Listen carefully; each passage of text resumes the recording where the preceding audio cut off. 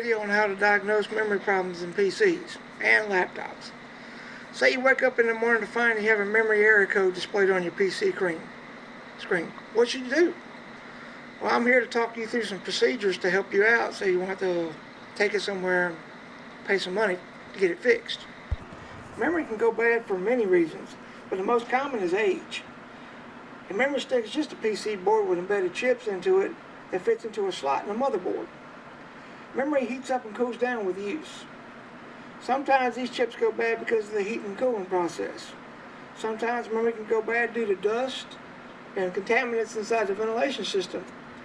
If your fans have dust around them and your power supplies and your ventilation has dust around it, the heat can't escape inside the PC. And heat will kill most common electrical components real quick. The most common way of fixing that problem is just to open it up and blow it out with a can of compressed air that you can buy at Walmart or anywhere else for about $2 or $3. You can buy them in the PC shops and take a vacuum to it afterwards.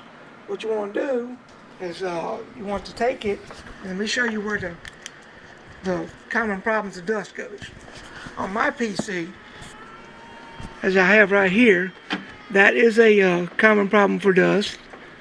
That one right there is too. And over here on this side, excuse me for moving the camera around so much, but I'm an old man, I'm in the floor. You have a common problem right here. And there's another one. And your power supply. Your power supply brings air into it most of the time. It sucks it in, so it's actually sucking air into the computer, and another fan will blow it out. Now, most common problems with dust is heat. Heat will kill a computer real quick. Now, when you open up a PC, this is probably what you'll see. This is just a common picture of a PC. That's your CPU underneath the fan. That's the back fan. Power supply's right here, so you got a fan and another fan, and it blows through. Well, see, this blows down on that, but it sucks the dust down on these vents, and the CPU will get hot if the air doesn't circulate. This is supposed to blow out, so it's coming in through here and coming back out. So it's blowing the dust out, but most of the time it sucks it and sticks it on the motherboard and stuff like that. And like I said, heat's a bad problem when it comes to computers, especially the small ones. For instance, say this laptop right here I have. Right here is where the memory will be. You take these two out, there'll be two little slots of memory because this has got 4 gigs of memory. Now, you got vents on the side right here. That's probably where a fan blows out. And most of the time, these are more common than desktops now, so most of the time, they get dirty inside and they get gritty. You just have to take them apart and clean them and blow them out. But, like I said, heat will mess up a computer real fast. First thing I do after I clean everything up is run a memory diagnostic tool. The most common memory diagnostic tool is the Windows Memory Diagnostic tool built into Windows. And I am going to show you what it looks like and how to get to it. It's here's a picture of it.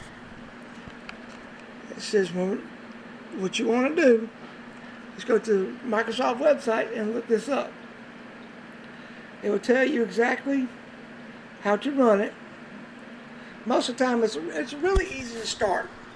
You go to the start button, click on Control Panel, and in the search box you type memory. The next thing you need to do is click to diagnose your computer memory problems. After that, you're prompted to ask when do you want to run a tool. And I would run it at a Windows startup. And I'd click that, and then I'd start and restart it. And what it'll do is it'll run through all the checks, and it'll tell you at the end of the checks what's wrong with it. If there's anything. If it's not memory, it'll tell you, it'll say everything's fine. Now, the next memory tool I would try is MemTest. It's at memtest86.org. And here's a picture of it. This you have to download onto a CD and burn it. And then put the CD into the computer. and restart it and run it on startup. It's basically the same thing as a Windows diagnostic tool, but it's for CD version. It gets a little bit deeper in depth, but it does the same process. Next one I would suggest you use is Crucial Memory. It's at crucial.com. Basically, Crucial makes a bunch of memory for different types of PCs, but this program itself can check any type of memory from any manufacturer. It's called the Crucial System Checker, or Scanner, excuse me. You just download the scanner and run it.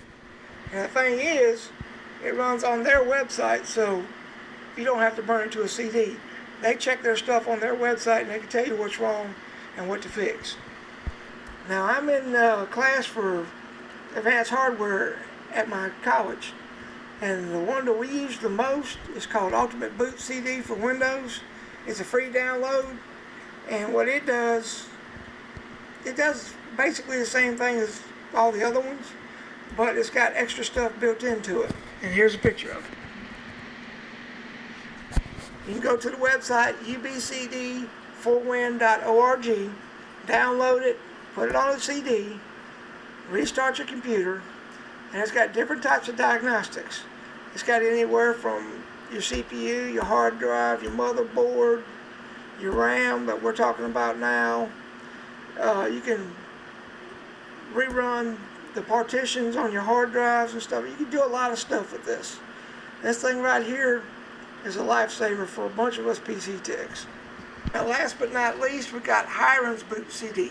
It's basically Ultimate Boot CD, but there's a little bit of a difference.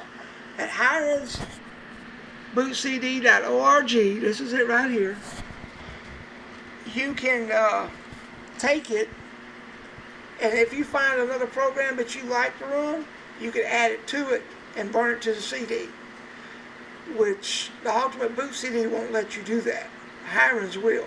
So it's kind of modifiable, and that's, to us techies, that's kind of cool, because we can take stuff out, put stuff in, and use what we want to use instead of all the stuff that's built into it. You can take some of it out, make it smaller, make it larger, whatever. Now, another common problem you'll have is if you have more than one memory stick and say one of them goes bad, and you don't know which one it is. What I would suggest you do is open the case up, clean it out like I said, take out the number 2 stick or number 3 stick, it depends on how many slots you got. Take out the farthest one back first. Take it out, start the computer back up, and see if the error code still exists. If it doesn't exist, the one that you took out is the bad one. If it does exist, put it back in and take the next one out. Switch them out until you get to the one that's bad. Now, some PCs, you'll have to have a memory card slot in slot 1. If you don't, it won't start. So what I would suggest you do is when you get down to memory card number 1 and you pull it out, put memory card number 4 in memory card number 1, then start it back up. If it's memory card number 1, then you'll know it's in your hand and there's no error code. Now, the most common thing we do in class is upgrade memory. Upgrading memory is the most common upgrade for PCs. The first thing you need to know is the specs of the motherboard. Sometimes memory specs is on a little sticker on the memory. When you pull it out, you can see it. It'll say like DDR2 or DDR3. It'll tell you how fast it is in specs. Sometimes the stickers are not on the memory, so you have to look up the motherboard. Now, the motherboard will have a model number and everything embossed into the motherboard itself. You just look that up on the internet, and it will tell you exactly how much memory that thing will hold, what the speeds are, what you can put max memory into it, and that's usually what we do in class is max memory, because maxing it out, that's top of the line, as fast as that thing will run. And most of the time, people come in our class, they'll have like 1 or 2 megs of memory in there, and it'll call for 4 at max. So we'll put another stick of 2 in there, and it doubles the speed. And they're just astonished at how fast this thing runs and all this. It's just great. Well, I hope this video helps you out, and hope it saves you a little bit of money, and so you're not scared to open your PC up and look around inside of it. there really isn't much inside of a PC. I mean, the first time I opened one up, I was scared too. But once I learned and looked at it, I was like, is this all there is to it? PCs, they're plug and play nowadays. Back then they weren't. And they're kind of, I hate to say this, but they're idiot proof. You can't put parts in but one way. That's why they got the little notches in the memory sticks. And that's what I need to show you right now. Hold on a second. Okay, I'm going to show it to you. As you can see, there's a little notch right there in the desktop memory. Now, laptop memory is different. It's going to be smaller than desktop memory. It might be this long. Laptop memory is smaller because of the case, because it goes under here. And these are different memories. This is a website. That was a website called newegg.com. So what you basically need to do is you need to see what kind of memory you have in your PC. If you have a problem with memory, and you find out there's a bad stick, just find out what kind of memory it is. Look it up either at Newegg or Tiger Direct, or you can go to eBay, but make sure you get a reputable memory, not something made out of China, because the knockoff memory is really bad. I mean, it could go bad right when you put it in. Get a reputable piece of memory and stick with what you have unless you can upgrade it. If you can upgrade the memory speed, size, and the amount, go ahead and do that. It will help you out in the long run. Well, I hope this helped you out, and I hope you're not afraid of opening up a PC now, because there really isn't much inside of it. Just keep it clean and keep it running. And this is Jeff Blueball signing off. Thank you.